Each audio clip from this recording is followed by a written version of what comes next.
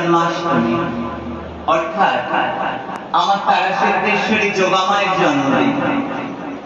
এই বাবা, আজ তো গোপালের জন্মদিন হচ্ছে, তা গুরুমা বলছেন আজ নাকি যোগামায়ের জন্মদিন, আজ নাকি আকাশ